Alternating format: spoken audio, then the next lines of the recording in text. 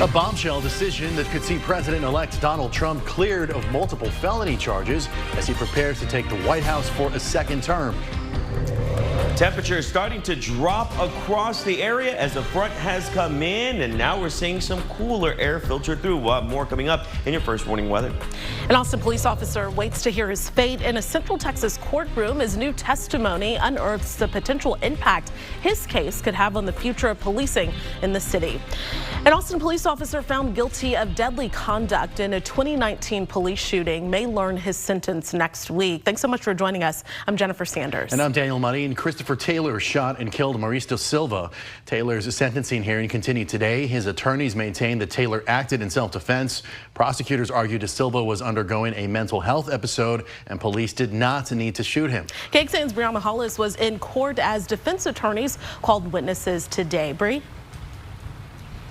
So today was a short day. There were 3 witnesses and everything wrapped up around noon. Some of this morning's discourse was about the long-term impacts the results of this trial could have. Before we get into those conversations, though, let's take a look at the body camera video this case hinges on.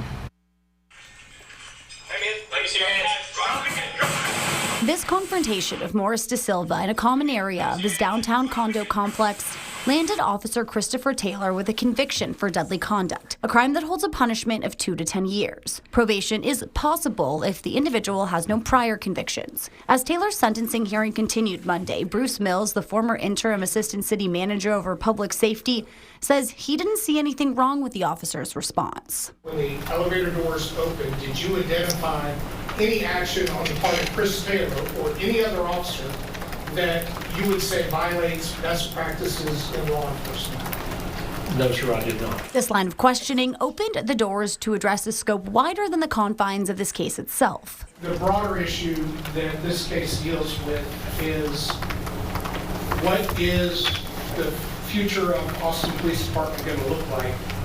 Because Chris Taylor's been convicted for doing nothing more than following his training. Do you think that this jury verdict is sufficient to communicate a message to the Austin Police Department to change the manner in which officers are either trained or behaved? What do you think? That wouldn't be what I would take from that. No, it wouldn't be my takeaway that the expectation would be that the training is going to change as a result of the jury's verdict. As I mentioned, 2 other witnesses testified today. One was a Texas State professor who the DA's office had actually previously called as a potential expert witness when they first brought the Da Silva case to a grand jury. The other witness was Taylor's former landlord and now close friend. Testimony will continue tomorrow, and then it will pick back up again the Tuesday after Thanksgiving. Jen, Daniel.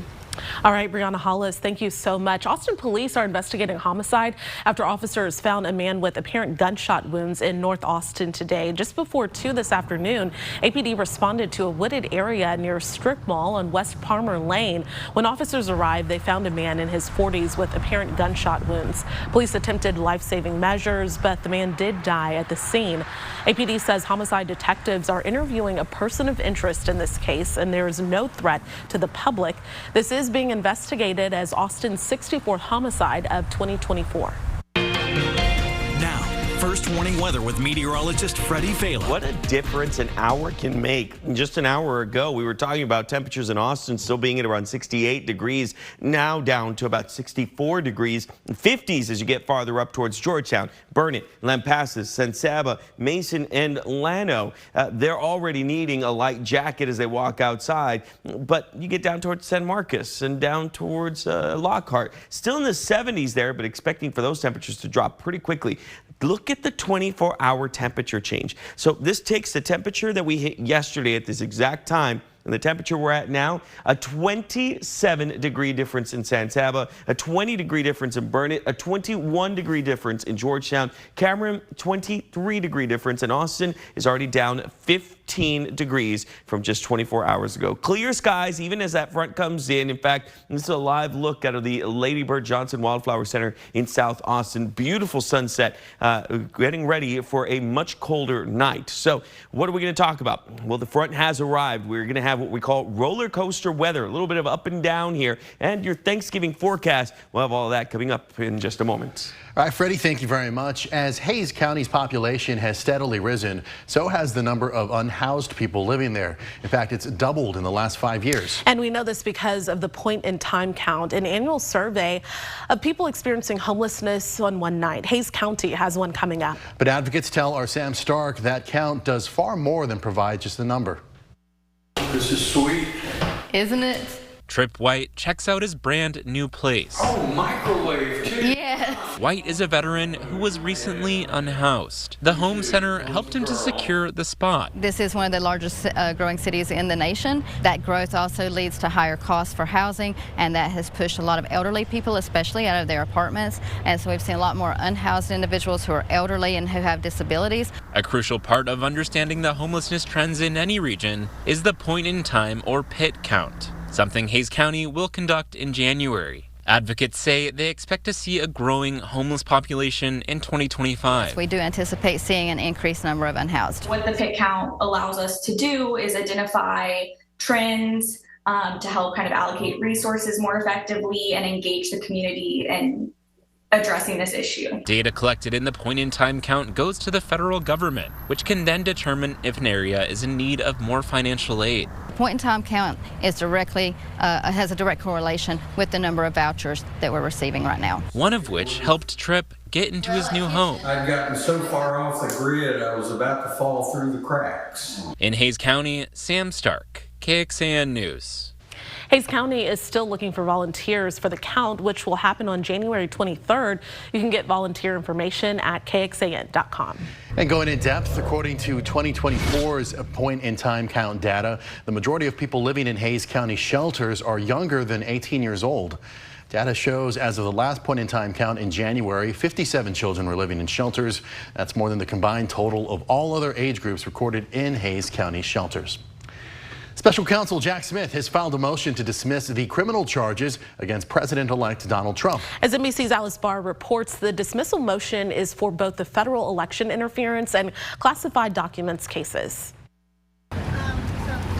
In an historic turn today, special counsel Jack Smith moving to drop the federal charges against President-elect Trump, both for allegations that he sought to illegally overturn the 2020 election in the lead up to the January 6th Capitol attack, and for the classified documents case involving boxes of sensitive material brought to Mar-a-Lago after the first Trump term and allegations he obstructed justice in not giving them all back when the government asked. President-elect Trump denies all wrongdoing. Smith citing the president-elect's upcoming inauguration for a second term and the long-standing Justice Department policy that prohibits prosecuting a sitting president. Smith writing, quote, that prohibition is categorical and does not turn on the gravity of the crimes charged, the strength of the government's proof, or the merits of the prosecution, which the government stands fully behind.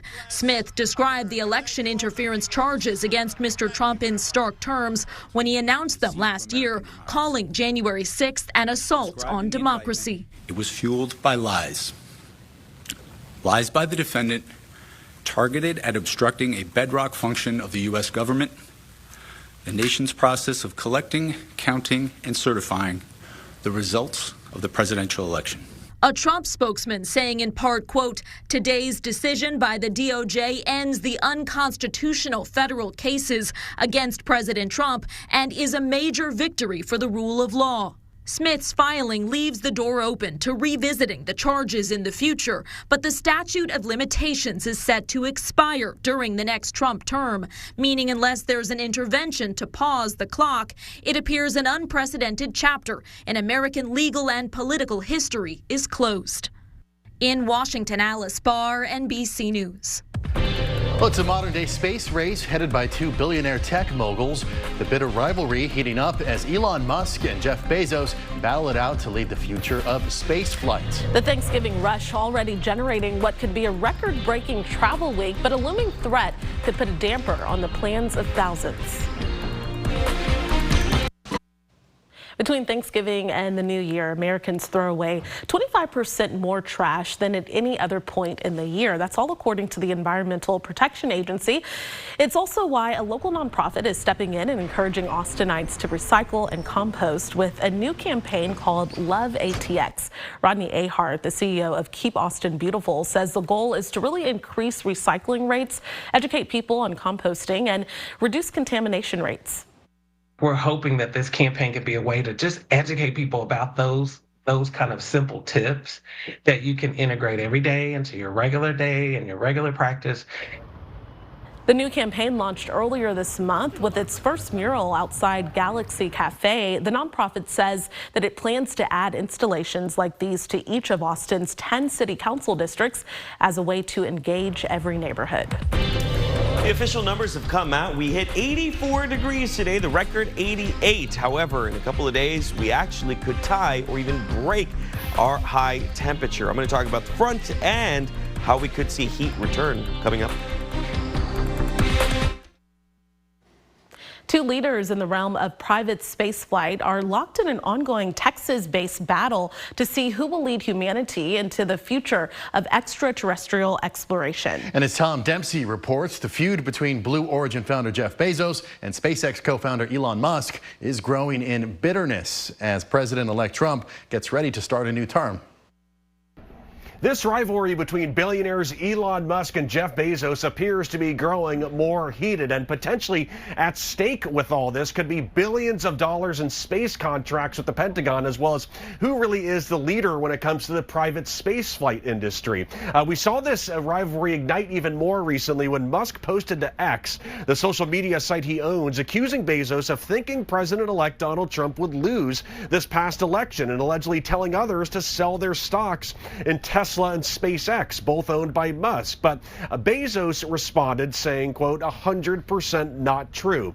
Musk's friendship with Trump could make a big difference, though, when it comes to the future of the private spaceflight industry. SpaceX conducted around 100 rocket launches last year and has sent thousands of Starlink satellites into orbit. Blue Origin, on the other hand, the company Bezos founded in 2000, is yet to reach orbit. And while Musk has seen his friendship with the president-elect in recent months grow, Mr. Trump and Bezos have seen some testy moments over the past few years. In the past, the Washington Post, owned by Bezos, brought aggressive coverage of Trump's first term, which led to this post in 2018 when Mr. Trump called the paper an expensive lobbyist for Amazon.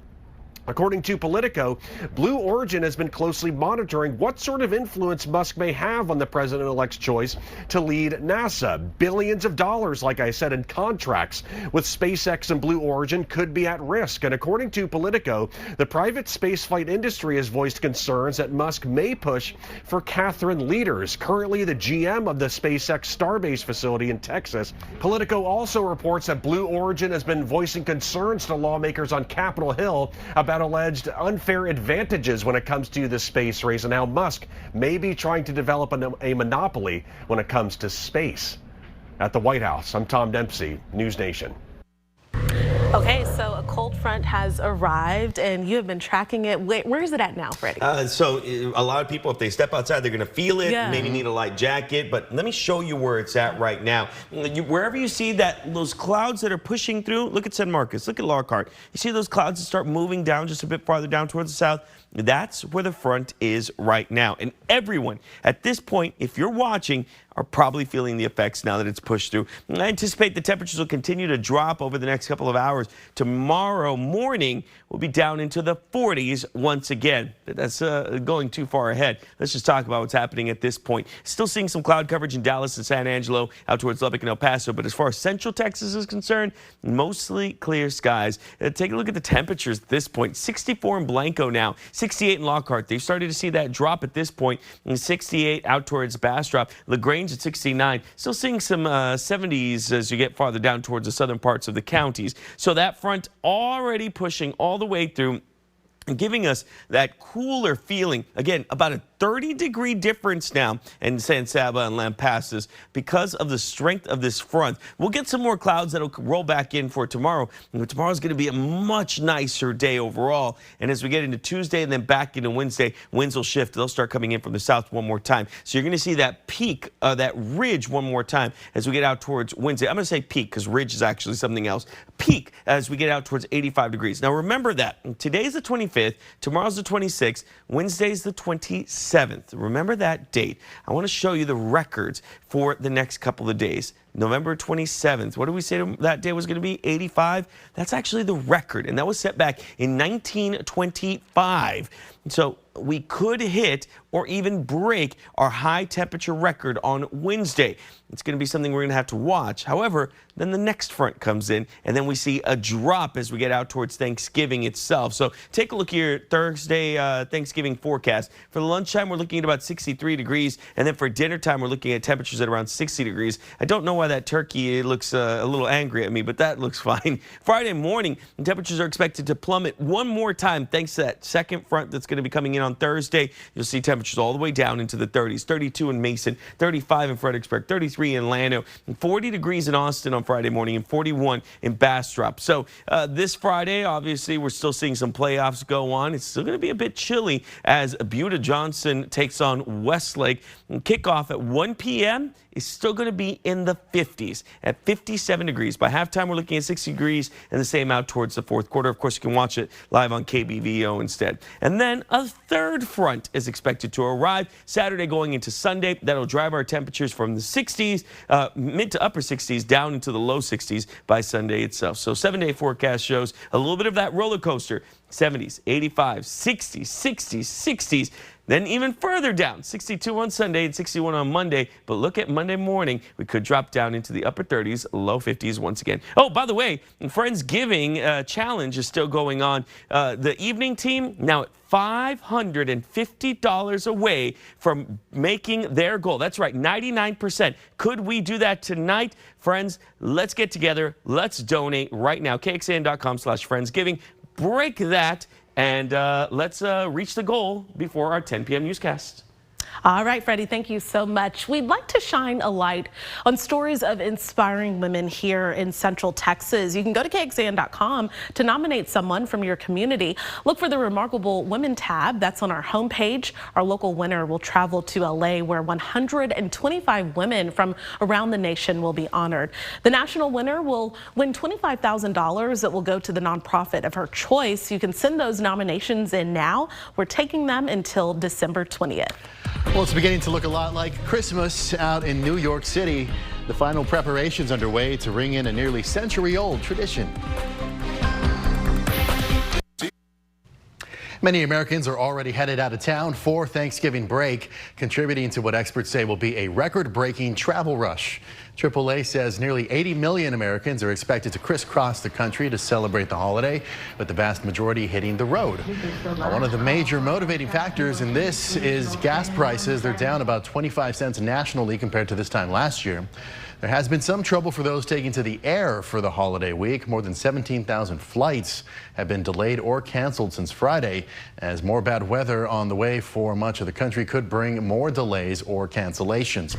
Going in depth, nearly 6 million Texans are expected to be among those hitting the roads and the skies for the Thanksgiving holiday. AAA says that's a 1.3% increase from last year's record number of travelers. One of the iconic symbols of the holiday season is just about ready to behold. In New York today, crews are removing the scaffolding from around the massive Rockefeller Center Christmas tree.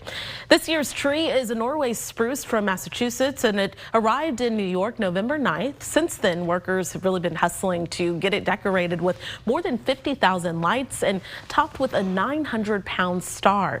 This year, the lights will be formally turned on Wednesday, December 4th, as part of the Christmas in Rockefeller Center's special. That broadcast is on NBC. And just a few days ahead of Thanksgiving, 2 turkeys have something to be thankful for: a presidential pardon. At the White House today, President Biden observed a Thanksgiving week tradition by pardoning 2 turkeys. Their names Peach and Blossom. More than 2,000 White House staff and guests filled the South Lawn to watch the ceremony.